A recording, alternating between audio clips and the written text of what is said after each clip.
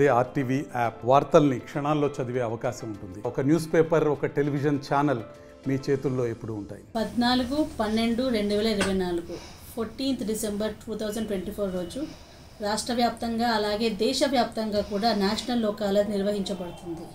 ఈ మూలంగా చెప్పేది ఏంటంటే లాస్ట్ టైం లోక్ అదాలత్లో కూడా ఇటు ప్రెస్ వాళ్ళు కానీ అడ్వకేట్స్, పోలీస్, మా సహచర న్యాయమూర్తులు, కక్షిదారులు, ప్రజలందరూ సహకరించి ఎన్నో కేసుల్ని రాజీ మార్గం ద్వారా పరిష్కరించుకున్నారు.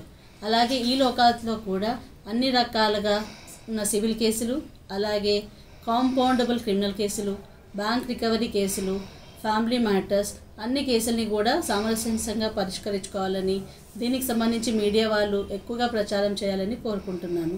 ఎటువంటి కేసులు క్రిమినల్లో కాంప్రమైజ్ చేసుకోవచ్చు అంటే మన పాత సిఆర్పిసి యాక్ట్ ప్రకారం అయితే 320 సిఆర్పిసిలో చెప్పిన అఫెన్సెస్ని మనము కాంపౌండ్ చేసుకోవచ్చు.